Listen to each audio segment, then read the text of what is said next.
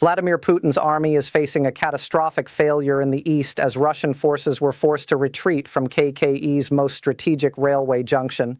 The elite units the Kremlin deployed to the region, the 20th Guards Army and elements of the 1st Guards Tank Army, had been trying to hold this line with a force of 15 to 20,000 troops. They couldn't hold it. When the Khartia Brigade, a force of no more than 5,000, launched a surprise assault and completed the encirclement, these elite armies were surrounded before they even understood what was happening. While the Kremlin's most trusted units on the Eastern Front sat trapped under siege, Kupiansk, the city Putin had failed to capture for nearly 2 years, was liberated by Ukraine on May 20th, 2026. Kupiansk is not an ordinary town. It is the junction where 3 railway lines converge. The eastern gateway to Kharkiv, the logistical heart feeding this entire sector of the front. Putin had built his entire offensive plan around this city. By capturing Kupiansk, he intended to collapse Kharkiv's eastern flank, feed the Lyman-Krematsk-Slovansk axis, apply pressure from the north with the 80,000-strong Sever group deployed along the Sumy and Kharkiv border, and link up with the Vosto group along the Zaparia to Mariupol line in the south. In total, roughly 300,000 soldiers formed a half-moon encirclement designed to trap Ukraine's eastern forces and bring all of Donbass under Russian control. In November 2025, Gerasimov told Putin, "The city is completely under our control." Putin believed him. He learned he'd been deceived when he lost it. What broke was not just a city. 3 railway lines were severed simultaneously. Lyman's momentum collapsed. The Kremlin plan was shattered, and the glue holding the half-moon plan together came apart.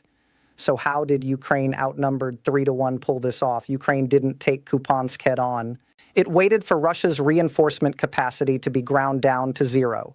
And in May 2026, that moment arrived. The Belgorod Dam operation had already cut the supply artery to Vachansk. The Starlink shutdown had collapsed Russia's command and control network. The Alexandrivka counteroffensive in the south had forced Russia to pull the 39th Motor Rifle Brigade and the 40th Naval Infantry Brigade away from Pokrovsk. With simultaneous pressure building on every sector, there were simply no reserves left to send to Kupiansk. Ukraine's general staff had been watching for exactly this tactical window. Treehub later explained, "If you include the planning phase, the operation began in the autumn.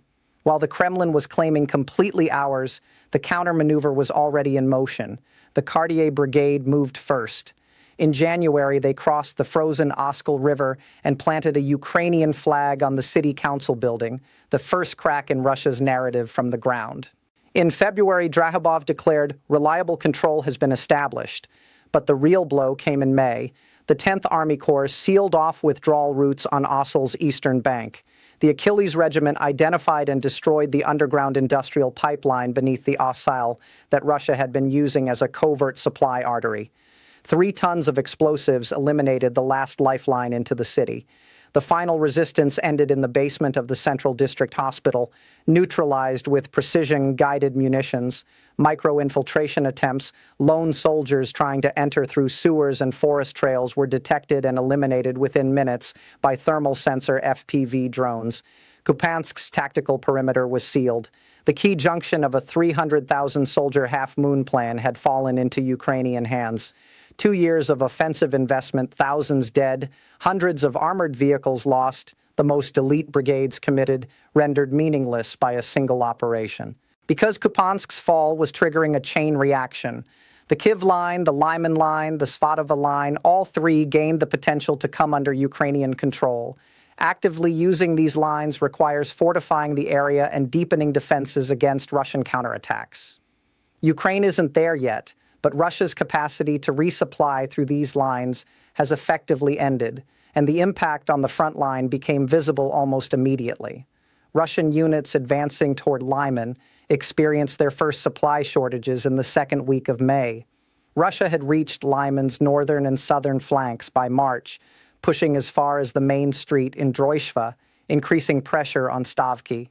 When the Kupiansk junction fell, the northern supply line came under threat. The advance first slowed, then stopped. In May, there were days when 15 Russian assaults were repelled in the Lyman direction in a single day. The intensity of these attacks shows Russia is still pushing, but it's getting no results, and each failed assault becomes a drain on resources. The battle plans channel described the situation as a catastrophic failure in the east. Lyman's stalling directly affected the Kramorsk-Slavansk axis. Lyman is the feeding point for this axis. If it can't be supplied, planning an assault on Kramorsk becomes far more difficult. Kremorsk is 30 kilometers away, Slavansk 40. Covering that distance at current casualty rates promises Russia a war lasting months, if not years. Gerasimov's all of Donbass by autumn target is looking increasingly detached from reality. The flank balance on the Kharkiv front also shifted. Kupiansk had been providing eastern flank support to Russia's units in the Kharkiv sector. That support was cut. Traub confirmed on May 21st, Russia lost 2 settlements in the past month and was pushed back toward the border. The Veliki Burluk sector has returned to roughly where things stood about a year ago. He said a year of progress erased in a month, a clear sign of how critical flank support had been. Putin's half-moon encirclement plan also took serious damage. To understand the scale, the C Group held roughly 80,000 troops along the Sumy-Kharkiv border in the north. The Zapad and Unaya groups maintained around 120,000 on the Kupiansk-Lyman-Krematorsk line in the east, and the Vosto group held approximately 100,000 along the Zaporizhia-Mariupol axis in the south. All 3 columns were logistically linked through the Kupiansk junction. With that junction gone, connecting the 300,000-strong half-moon formation will become extremely difficult. If Russia cannot find an alternative supply route, the plan becomes effectively unsustainable. The SE Group's 50,000 troops in Sumy remain committed, bleeding without producing strategic results. Reaching Kiev would require at least doubling that force. But the elite units lost at Kupiansk are no longer available. Moscow is being forced to drain its northern reserves just to fill the gaps in the east. A closer look at the 20th Guards Army at the center of this domino effect reveals the full scale of the collapse. The situation of the 20th Guards Army besieged at Kupiansk is unraveling on 3 levels: physically depleted, logistically severed, psychologically broken. The physical collapse can be tracked unit by unit. The 27th Guards Motor Rifle Brigade, one of the Defense Ministry's most trusted formations, suffered its heaviest losses in this sector. Exactly how much of the brigade's assault capacity remains is unclear, but field reports point to severe attrition. The 121st and 122nd Regiments of the 68th Motor Rifle Division were rendered operationally ineffective when their logistical support was cut at the Ossel Bridge heads. Ammunition ran out. Evacuation became impossible. The 153rd Tank Regiment of the 47th Tank Division lost the majority of its armored vehicles to FPV drones, including Russia's most modern T-9 OM tanks. How much operational fighting strength remains from the 15 to 20,000 strong sector force is difficult to determine with certainty, but Traub's assessment that at this stage they simply do not have additional capabilities to restore the situation speaks to the gravity of the losses. The logistical collapse sealed the encirclement. When the pipeline was destroyed, the last supply artery into the city was closed. The remaining forces became dependent on air resupply, limited in capacity, vulnerable to detection, unsustainable long-term. Roughly 200 soldiers remain trapped, their connection to resources completely severed. Ukrainian artillery is systematically striking every convoy movement behind the front. Russia cannot push new material through, and existing stocks are shrinking by the day. The psychological collapse may be the most devastating layer. Prisoner statements paint a stark picture of conditions on the front. We had 1 week of training, bought food with our own money, didn't know why we were fighting. A statement from Vachansk is even more striking. There were 70 of us. The drones wiped almost everyone out. Only 7 survived. Surrenders are increasing, according to Trajub. Even foreign mercenaries are giving themselves up. One prisoner captured after 6 months at his position said, "The commander told us we'd already taken this place, but my friends were dying every day." The gap between propaganda and frontline reality is eroding soldiers' will to fight from within. Even Russia's own sources are cracking. The military informant Telegram channel. Despite optimistic reports of complete capture, the enemy launched a counterattack. The Western Group of Forces channel was blundered. Everything is going badly, and the development tour hub highlighted a wave of messages appeared saying, Kupiansk is gone. Even Russian propagandists have shifted to acknowledging the city is no longer under their control. Official sources remain silent, but silence cannot hold on the ground when the bloggers are already talking. These three layers of collapse, physical attrition, logistical severance, psychological fracture feed each other. When supply is cut, morale drops. When morale drops, surrenders increase. When surrenders increase, the remaining force weakens further. Gerasimov told Putin completely ours at the very moment this spiral was beginning.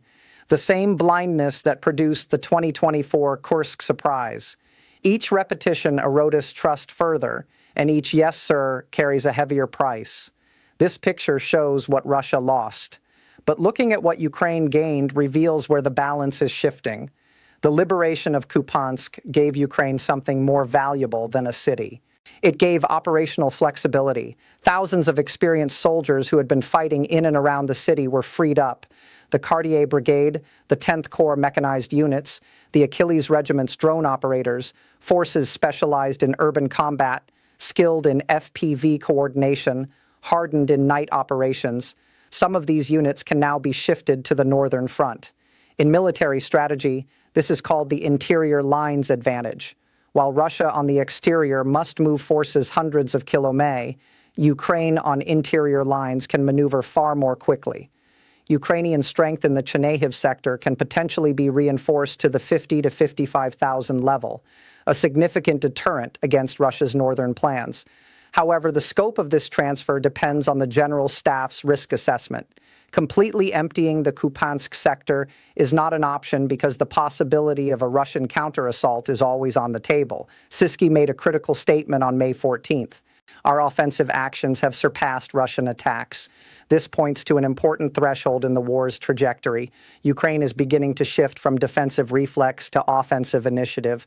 Zelensky backed this up with numbers on May 22nd. Since the beginning of the year, 590 kilometers have been liberated. The trend is definitely not in the occupiers' favor. These figures are encouraging, but Russia still controls roughly 18% of Ukrainian territory. 590 kilometers is an important start, but far from ending the war on its own. The timing of Kupiansk was also calculated with peace negotiations in mind.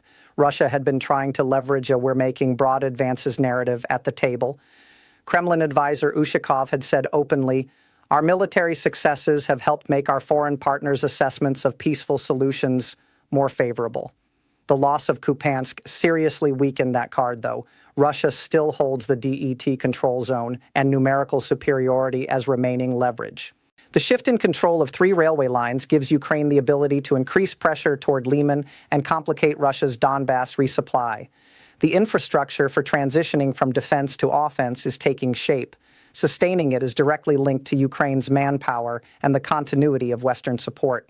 While Ukraine gains ground, the scale of Russia's losses is being felt far beyond the front line. The fall of Kupiansk created a ripple effect reaching well beyond the front line, and the most unforgiving face of this ripple is the numbers. In April, Russia advanced 53 kilometers in Donetsk at a cost of 25,000 casualties. That is 470 soldiers per square kilometers. Capturing the remaining roughly 9,000 square kilometers of Donbass at this rate would mathematically require 4.2 million soldiers. Russia's total armed forces stand at 1.3 million. Battlefield dynamics can, of course, change, and new tactics could shift the balance, but the current trend is clearly working against Russia and worsening every month. In 2025, the cost was 120 casualties per square kilometer. In 2026, it reached 470, nearly a 4-fold increase. If this rate holds, taking all of Donbass would take 5 to 7 years. And even that calculation assumes everything remains static in Russia's favor. In reality, Ukraine is increasing drone saturation, extending its range, and developing counteroffensive capabilities.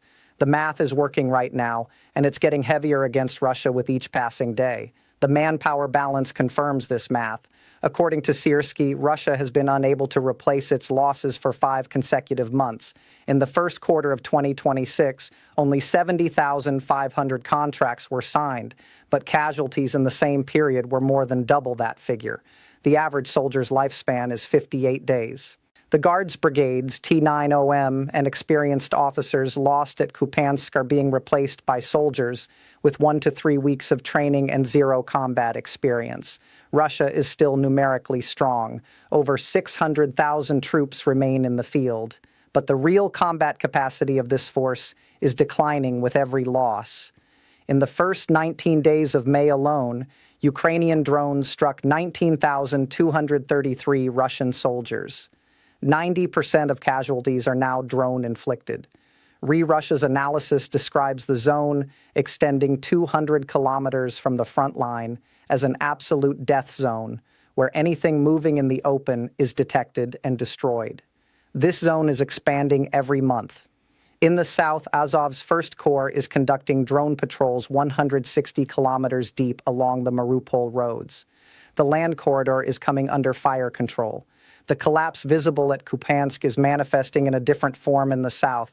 Gasoline in Crimea is being rationed with coupons. Civilian traffic has been banned. Every road has become a military target. Morale erosion is becoming increasingly visible. 100 Russian soldiers per week are being convicted of desertion, and those are only the ones who are caught. As news of the Kupiansk encirclement reaches other sectors, surrender rates are climbing. Every sector is connected. Pulling resources from one opens another. Putin once said, "What happened at Kupiansk will inevitably be repeated across the rest of the front." He was right, but it's repeating against him. Kupiansk alone does not end the war, but it is a breaking point that exposed the structural cracks running through Russia's entire front. And those cracks are widening with every passing week. In November, Gerasimov looked Putin in the face and said, "Completely ours." 6 months later, a Ukrainian flag flies over that city. The remnants of the 20th Guards Army are clinging to survival on air resupply, and Russia's own bloggers are writing, "It's gone." Putin's generals are telling him the opposite of what the maps show, and the cost of that blindness is getting heavier each time. This blindness has become a pattern. It happened at Kursk in 2024. Ukraine's capacity was underestimated. Russia was caught unprepared. It repeated at Kupiansk. A city declared completely ours was lost. False information flows upward. Plans are built on false information. Plans collapse on the ground. The collapse is concealed, and new false plans are built on the concealed collapse. This cycle is Russia's most dangerous strategic vulnerability. And with each turn, the price multiplies. Where the next "yes, sir" will collapse is a question even the Kremlin can no longer answer. The war has not yet decisively turned. Russia is still large, still resource-rich, still dangerous. But Kupiansk carries a signal. Losing the junction it spent 2 years trying to capture and watching the chain reaction shake the entire eastern front. This is the clearest indicator of which direction the balance is shifting. Siski says for the first time we attack more than they do. Zelensky says the trend is definitely not in the occupiers' favor. The math is working against Russia. The dominoes are still falling, and the descendants of the army that besieged Stalingrad find themselves besieged in a small Ukrainian railway town. History doesn't repeat, but sometimes it echoes with brutal clarity. The red lines have been drawn.